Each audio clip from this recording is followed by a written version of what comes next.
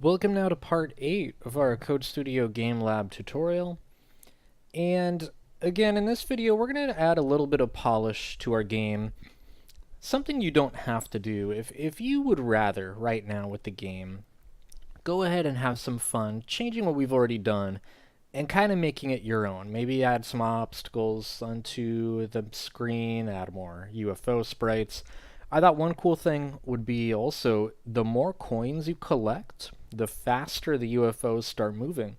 So you could see if you can figure out how to code that. But if you're willing to stick around, I want to fix this problem you're looking at right now, because when we reach our game over screen, the only way we can actually restart the game is either to push the reset button here or reload the page. And I think it would be more authentic if there was a game over button built in here. I mean, if you were playing this game, as a standalone game, not as part of Code Studio, you'd have some way to restart the game there. So I think it'd be great if we can figure out how to do that. There's a simple way we can do it and a complicated way we can do it. And really the simple way is better, so I'm going to show you that today. And maybe we'll add a new video showing the more complicated way because there's some cool things you can do with that. But for now, let's remix our project. Let's rename it for Dodge Game Part 8 and save it.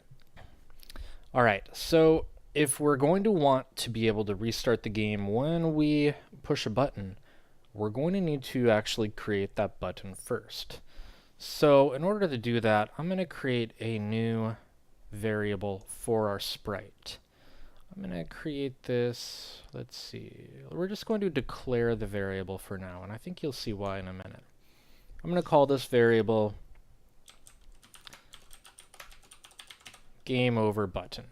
So right at the beginning of the program, we're going to say, hey computer, we want to have a variable called game over button. I'm not telling you what to do with that yet, but save some space in your memory for that to come in later. We're going to actually create our button down here in our show game over function. So it's basically going to be connected to this. But the problem is, right now, because this goes back to our draw loop, it's going to be running this code to create the text over and over and over again. And it's a little more efficient if we don't have to assign that sprite to the variable over and over again. So we're going to add a new boolean that's going to let us just attach our sprite once to the variable and then leave it there. So let's go back up to our initial variables at the top. I'm going to create a new variable that we will assign a value to. We'll put it right under the game over button. Let's call this on game over screen. Remember, since it's a boolean, we kind of want it to sound like a question. Are we on the game over screen? Now when we start the game, obviously that's going to be false. We're not going to be on game over right at the start of the game. We're also going to want to make a little change to our draw loop, because right now we are running all this code as long as is game over equals false. The second is game over equals true, basically that kind of stops our loop. It's going to stop running all this, and really we don't have a way to get it back. We could set game over back to true, but then it's going to pick up moving our sprites exactly where they left off, which is going to automatically detect that collision with the UFO again, which is going to stop it, and we're basically not going to get anywhere. So what I want to do is we're actually going to click this little plus sign. That's going to add an else to our if statement, and I want to move show game over down into that else.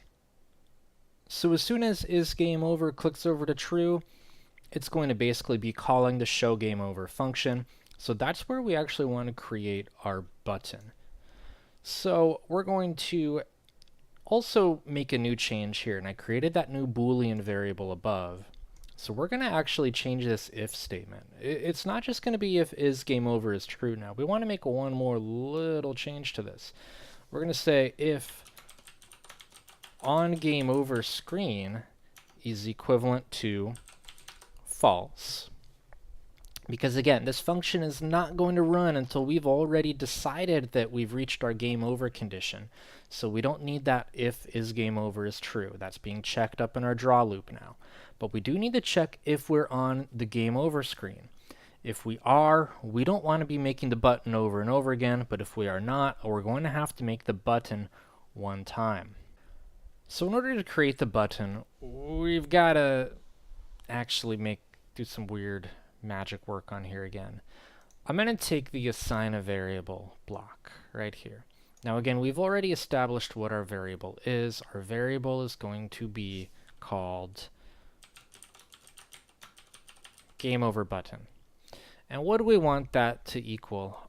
Oh, we kind of have to grab a block that we can't totally grab.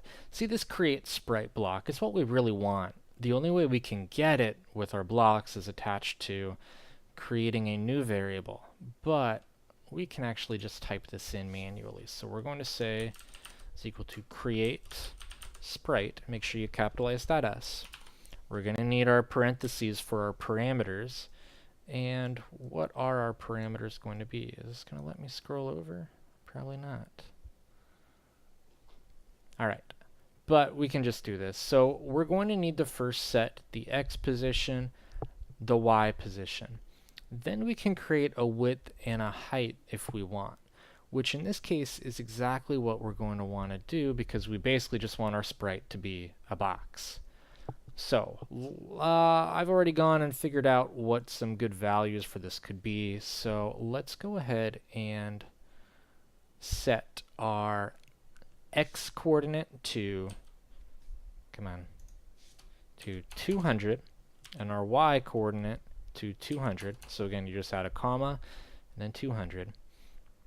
Then our third parameter, it said, was the width. Let's go ahead and make the width of this to be 200, add a comma, and then the last parameter is our height. Let's go ahead and make this 50. Okay, and see how that automatically adds in the create sprite function block for us. So again, you can actually just type that in. We could have also just simply gone to the show text and typed it all in. Some of you are probably pretty comfortable doing that right now, but if you're not, I want to stick to the blocks as much as possible. Okay, so we've now created a sprite for this, but we're not actually going to see the sprite yet because we haven't said what it should look like. So to do that, we're going to need another variable assignment. We're going to be adding more characteristics to this. So let's put that in here, and then let's go to our sprites drawer, and we're going to look for one called shape color. I'm going to drag this into replacing our variable. So we call this game over button equals shape color, and now we get to pick a color, and we're going to do something fun here. So if we go to our drawing tab, I'm going to take this RGB block. You may have played with this before, and maybe you haven't, but this is where if we set numbers between 0 and 255 for R for red, G for green, B for blue, we can make pretty much any color we want. And if you open a new tab, I'm just going to go to google.com. If you do a search for RGB calculator, I guess I didn't spell that right. RGB calculator, you're going to get a bunch of different websites that actually will help you figure out values for your red, your green, and your blue based on what you want. So you can just play around with these, kind of adjust these sliders, find colors you like. It's pretty cool. So you could play around with this and really pick any color you wanted. What I want to go with is going to be red. We're not going to add a lot of red, just a little bit. I just want 35. I'm going to add a lot of green and no blue. So I want a very bright green box. So I'm going to go with 35, 255, and 0. So if I go back into the game, let's change this to 35, we have 255, and then we'll change the blue value to 0. Alright, still can't run it yet. Oh, we need to fix this. Show text. Fine, I'll give you your extra equal sign. You're being so picky, JavaScript. Jeez. Okay. So we've got that. Now let's, before we can actually see it on the screen though, we have to do one more thing, which is we have to go to world and we have to add a draw sprites function to actually show it. And I also want to take the game over text. Well, let's see if this will work without moving that. I don't know. All right, that looks weird. We got to fix that, don't we? All right, so I've got some ideas here. Let's first take this, and I want to move this out here. All right. For some reason, it didn't quite line up how I liked. I think I made some more changes to where game over comes. Yeah, so let's try some different values. First of all, let's get that game over lined up. All right, let's see how this looks. Nope. Oh, well, that's right above it. Actually, that looks good. That's where I want it. But I also want it to say play again. So to do that, I'm going to add some more text blocks below it. I want it to say play again right over where that green button goes. So let's take a text. Well, let me start with text size. I want it to be a little bit smaller than game over. Let's go with maybe about 28. And then let's add the text play again to it. So text play again. Let me position that at 115 and 210. Okay, let's see how this looks now. It's better. See, a lot of trial and error to get this right. This should be like 135, I think. All right, close enough. We're going to live with it for now. Now, I forgot, we're also going to have to add, we want to change this Boolean variable. As soon as we make our button, we no longer want this to be false, because if that's the case, it's going to keep coming back to this function. So we want to assign that variable right at the end of this if statement. So on game over screen, we want this to now equal true. And I have a feeling, yep, that actually stopped our problem because it's not continually hitting draw sprites, which was what was basically making it show our movement over and over, like it just kept going off into oblivion. So that works great now. Okay, so our next problem, when I click on play again, nothing happens. So we have to fix that. We've got some good functions that will make that pretty simple for us. What we want to do first, though, is we're going to add another if statement. And I'm going to put that down here underneath where we're creating our text. And what I want to add there is under world, we're going to look for this function called mouse pressed over. And it would be pressed over a sprite. So this is basically going to, when the game senses that we push the mouse button over the top of our sprite, then we can do whatever we add in our if statement. And the sprite we want to check if we push over is game over button. Okay, so think about it. What do we want to happen when we push this? Well, we kind of want to go back to these starting variables, right? Where we put our player in the middle of the screen. We put our UFOs, one in the top right, one in the top left. This first UFO is going to go bounce to the corner and then come back and start that motion over again. So really all we need to do is just kind of reassign all these properties of positions and velocity for this UFO 1 sprite. So we can add that right down here. So let's start adding these in. We're going to need a sprite.x. Let's start with our player. So our player's x position, we want to return to the very middle, which was 200. Let's take our player y. Player, we'll call that 200. Okay, let's just see what happens. If we play again, oh, well, It'd help if I move a little bit. Okay. Nothing's happening yet. Oh, I forgot. We're gonna have to do one other thing before we can, it'll start the draw loop over again. Alright, so ignore me for that last 10 seconds. Okay, I'm gonna use the box select ability with the mouse. Just click and drag and select both of these. I'm gonna push Control C, and then right away I'm gonna push Control V again. This is about the extent of copying and pasting we can do right here in the blocks, but this will still make it easier for us. So I reset the player. Let's reset now UFO 1.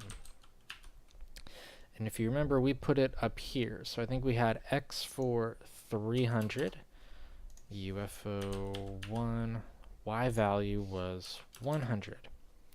Now the other thing that we needed to do is change its velocity back to how it originally was, because if the UFO is now starting to go back down this way, as soon as we restart the game, it's going to continue with whatever we last assigned its velocity to. So we want to reset that to how we initially had it, where it was going positive on the X, negative on the Y, taking it up towards the top right.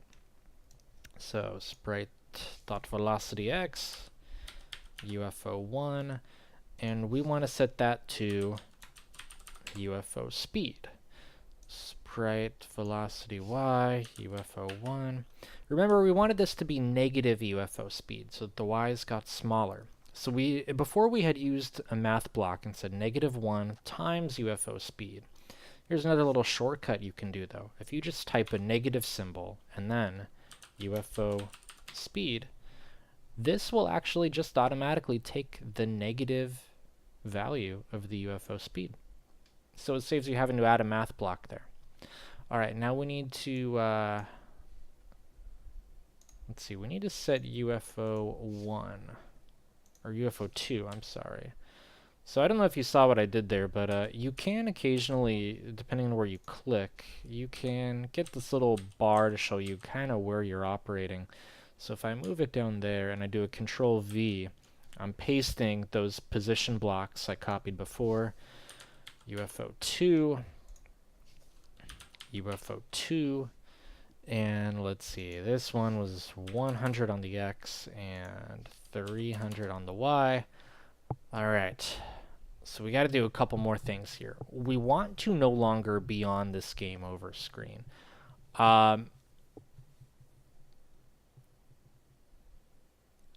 Because we're not going to be on the game over screen anymore. I mean, quite simply, we need to reset that variable back to false at some point, so we might as well do it now. So let me go to variables, assignment. Let's drag this next. Let's say on game over screen is equivalent to false. All right. We also, however, we're going to need to get rid of this sprite, the button. Otherwise, it's just going to stay there. So what we can do is actually under sprites. I think it's down towards the bottom, yeah. With this one called sprite.destroy. And what this does is it removes the sprite from the animation. So it basically is going to take the sprite picture image and get rid of it. We're still going to have our variable for game over button existing, but the actual sprite itself will not be. So let's drag that next, and let's say game over button dot destroy. Okay, and lastly, the one thing we have to do to our draw loop to get to where we can go back to these functions that actually control the game, we have to make sure is game over goes back to false. So it seems logical that if we hit the play again button, that is going to turn is game over back to false. So that should be the last bit of code we need to add right here. So is game over is equivalent to false now. We're going to stop our game over condition and return to play. Okay, let me reset, run this. Yay, I got a coin. Oh, I lost. Oh, I want another try. Let's play again. Oh my gosh, it worked. It worked. I'm playing again. And oh, I lost. Let me play again. Yeah. Woohoo, I got one coin. Wait, it says 2. Now it says 3, but I've only picked up 2 coins. Why is that happening? The coin count is not right. Oh dear. Well, we forgot one thing. We have our variable for coin count that right now is set at 5, and if I hit play again, it stays at 5. So use some critical thinking skills. Why is that happening? Well, we reset all these other variables to their initial values, but where is it? The coin count right here starts at 0, but right now, again, our console is showing us the coin count is at 7, and again, as soon as we hit play again, it stays at 7. Let's see if I can actually get the coin without dying. All right, see now 8, 9. Okay, so we need to reset this back to 0. So very simply, one more variable assignment. I kind of want the very last thing. It just seems logical that setting is game over back to false would be the last thing. So I'm going to put this right before coin count is equivalent to 0. Let's give it a try. Okay. I got 1. Oh, barely dodged that one. And, alright, I lost. Let's play again. Oh, yes, back to 0. Cool. This is working beautifully. We did it. I mean, this looks pretty good. This is something we should be proud of. We got all this functionality going. We're up to, right now, 134 lines of code we used to get this working. Again, there are a lot of different ways we could have done the same functionality in this game. So, you know, feel free to actually try changing some things around. If you had an idea of how I could have done something better, you might be right. There may have been a better way to do something, and I encourage you to try.